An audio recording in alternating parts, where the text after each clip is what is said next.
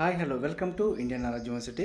ఈరోజు current affair మరియు విద్యా ఉద్యోగ సమాచారం చూసుకుంటే మనకు చాలా విషయాలు అయితే రావడం జరిగింది. ఈ వీడియో చూస్తున్న వారు లైక్ చేయడం మాత్రం మర్చిపోద్దు. మీరు చేసే లైక్ వల్ల ఈ వీడియో మరికొంతమంది విద్యార్థులకు చేరే ప్రయత్నం జరుగుతుంది. సో మనకు వివరాల్లోకి వెళ్తే ప్రధానంగా అయితే గ్రూప్ 1 నోటిఫికేషన్ రద్దు అంటూ కొన్ని దినపత్రికల్లో రావడం జరిగింది. సో ఇదైతే ఒక ప్రామాణికమైన దినపత్రికలో అయితే ఈ విషయం రాలేదు.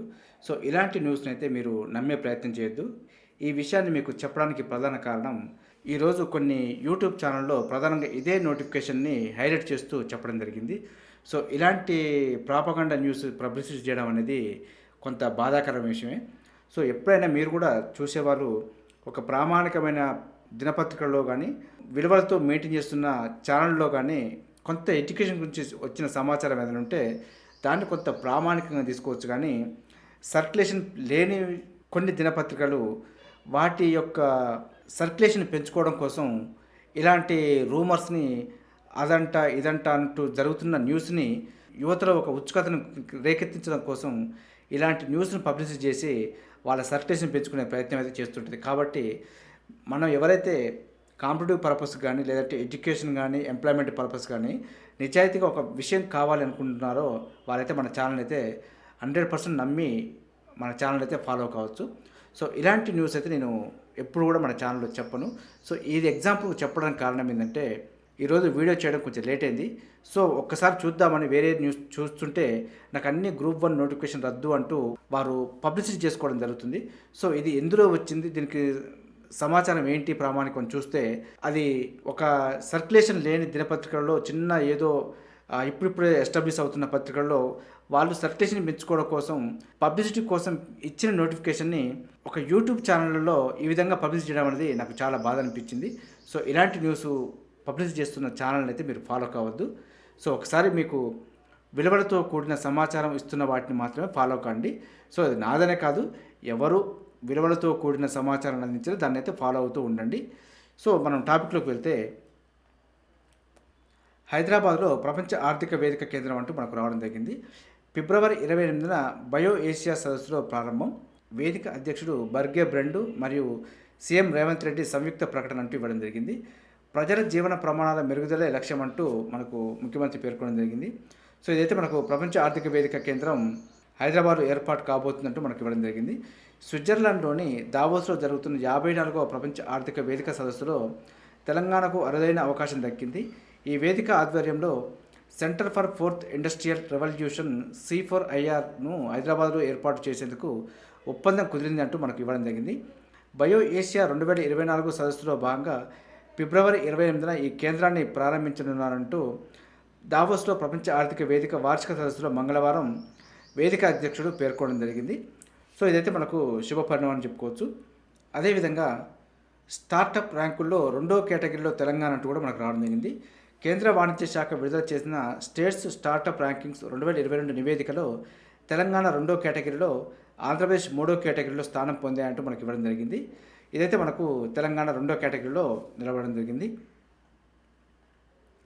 అదేవిధంగా మైనార్టీ గురుకులాల్లో ప్రవేశాలకు రేపటి నుంచి దరఖాస్తులు అంటూ కూడా రావడం జరిగింది. మనకి రాష్ట్ర వ్యాప్తంగా ఉన్న తెలంగాణ మైనార్టీ గురుకుల విద్యా సంస్థల్లో వచ్చే విద్యా సంవత్సరానికి వివిధ తరగతుల్లో ప్రవేశానికి ఈ నెల 18 నుంచి ఫిబ్రవరి 6 వరకు దరఖాస్తు చేసుకోవచ్చని ప్రభుత్వం తెలిపింది. అదేవిధంగా రాష్ట్రంలో 204 గురుకులాల్లో 5వ తరగతి, 194లో ఇంటరు, అదేవిధంగా 10 సెంటర్ ఆఫ్ ఎక్సలెన్స్ జూనియర్ గురుకులాల్లో ప్రవేశాలు నిర్వహిస్తున్నట్టు మైనార్టీ విద్యా సంస్థల సొసైటీ పేర్కొనడం జరిగింది. సో ఇది మనకు మైనార్టీ గురుకులాల్లో రేపటి నుంచి ప్రవేశాలకు సంబంధించి కొంత సమాచారం. అదేవిధంగా COEలో ప్రవేశాలకు దరఖాస్తుల గడువు 20 వరకు పొడిగింపు అంటూ రావడం జరిగింది. మనకి తెలంగాణ సాంఘిక సంక్షేమ గురుకుల సెంటర్ ఆఫ్ ఎక్సలెన్స్ COEలో వచ్చే విద్యా సంవత్సరం ఇంటర్ ప్రథమ సంవత్సరంలో ప్రవేశాలకు నిర్వహించే TSWR COE సెట్ 2024 దరఖాస్తు గడువును ప్రభుత్వం ఈ నెల 20 వరకు పెంచింది. అప్లై చేసుకునే వాళ్ళంటే అప్లై చేసుకునే ప్రయత్నం చేయండి. సో మరో పాయింట్ తీసుకుంటే దీప్తి శర్మకు player of the month award అంటూ రావడం జరిగింది. మనకి భారత స్టార్ మహిళా cricketer all rounder Deepti Sharma ICC award అందుకుందంటూ ఇవ్వడం జరిగింది. మనకి దీప్తి శర్మ గతేడాది డిసెంబర్ నెలకు సంబంధించి player of the month award గెలుచుకున్నట్టు ICC మంగళవారం ప్రకటించింది. ఇది మనకు దీప్తి శర్మకు player of the month award గురించి కొంత సమాచారం. అదేవిధంగా వాతావరణ యాప్ ఆవిష్కరణ అంటూ కూడా మనకు ప్రధానంగా అయితే రావడం జరిగింది. భారత వాతావరణ శాఖ 150వ వార్షికోత్సవాన్ని పురస్కరించుకొని దేశంలోని గ్రామీణ ప్రాంతాలను వారందరికీ వాతావరణ సమాచారం అందించేందుకు హర్ హర్ మౌసం హర్ ఘర్ మౌసం ప్రతి ఒక్కరికి ప్రతి ఇంటికి వాతావరణ సమాచారం పేరిట కొత్త యాప్ను రూపొందించింది. దీన్ని ఉపరాష్ట్రపతి జగదీప్ ధన్కర్ సోమవారం ఢిల్లీలో విడుదల చేశారంటూ మనకు ఇవ్వడం జరిగింది. ఇదైతే మనకు వాతావరణ శాఖ కొత్త యాప్ గురించి కొత్త సమాచారం. అదేవిధంగా 4 ఏళ్లకే ఎవరెస్ట్ బేస్ క్యాంప్ ఎక్కేసిందంటూ కూడా రావడం జరిగింది. మనకి చరిత్ర సృష్టించిన చెక్ చిన్నారి జారా అంటూ మనకైతే న్యూస్ రావడం జరిగింది. చెక్ రిపబ్లిక్కు చెందిన జారా అనే బాలిక సరికొత్త చరిత్ర సృష్టించింది. 4 ఏళ్ల చిరుప్రాయంలోనే ఏకంగా ఎవరెస్ట్ బేస్ క్యాంప్ ఎక్కేసింది. అక్కడికి చేరుకున్న అత్యంత పిన్న వయస్కురాలుగా రికార్డు నెలకొల్పిందంటూ మనకి ఇవ్వడం జరిగింది. ఇంతకుముందు ఈ రికార్డు భారత్కు చెందిన ప్రీషా లోకేష్ నికాజు పేరిట ఉండేది. ప్రీషా గత ఏడాది 5 ఏళ్ల వయసులో ఎవరెస్ట్ బేస్ క్యాంపును చేరుకుంది. చెక్ దేశస్తురాలైనప్పటికీ జారా తన కుటుంబంతో కలిసి మలేషియాలో ఉంటుందంటూ మనకు ఇవ్వడం జరిగింది. ఇది మనకు 4 ఏళ్లకే ఎవరెస్ట్ బేస్ క్యాంప్ ఎక్కేసిందంటూ కొంత సమాచారం. అదేవిధంగా జేఈ అభ్యర్థులకు రూట్ మ్యాప్ పట్ల రావడం జరిగింది. జేఈ మెయిన్స్ పరీక్షలకు సంబంధించిన ఏర్పాట్లు వేగంగా పూర్తి చేస్తున్నట్టు నేషనల్ టెస్టింగ్ ఏజెన్సీ మనకు పేర్కొనడం జరిగింది. ఈ నెల 24న పేపర్ 1 అంటే మనకు పేపర్ 1లో ఆర్కిటెక్చర్ ఎగ్జామ్ జరుగుతుంది. ఈ పరీక్ష రాసే విద్యార్థులకు ఇప్పటికే పరీక్షా కేంద్ర వివరాలను అఫీషియల్ వెబ్సైట్లో పెట్టడం జరిగింది. అయితే అడ్మిట్ కార్డులను మాత్రం ఇంకా విడుదల చేయలేదంటూ మనకు ఇవ్వడం జరిగింది. ఈ నెల 27న జేఈ మెయిన్స్ పేపర్ 2 జరుగుతుంది. ఈ పరీక్ష రాసే వారి కేంద్రాల వివరాలను త్వరలో అందుబాటులోకి తెస్తున్నట్టు కూడా మనకు ఎన్టీఏ పేర్కొంది. మెయిన్స్ పరీక్షలు మనకు ఫిబ్రవరి 1 నుంచి జరుగుతాయి.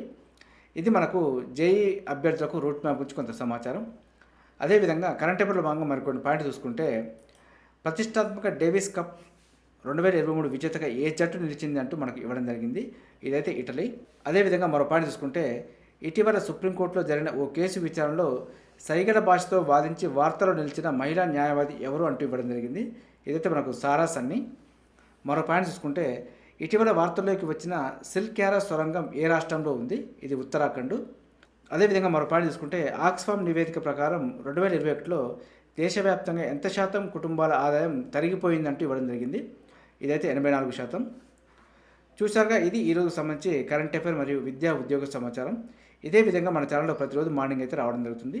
వీటితో పాటు అడ్మిషన్ నోటిఫికేషన్స్ మరియు రిక్రూట్మెంట్ నోటిఫికేషన్ సంబంధించి కూడా ఎప్పటికప్పుడు అప్డేట్ సమాచారం అయితే మన ఛానల్లో అందుబాటులో ఉంటుంది. మన ఛానల్ని చూసిన వారు సబ్స్క్రైబ్ చేసుకొని ఫాలో అవుతూ ఉండండి. ఈ వీడియో వస్తే లైక్ చేయండి, షేర్ చేయండి, సబ్స్క్రైబ్ చేసుకోవడం మాత్రం మర్చిపోద్దు. Have a nice day.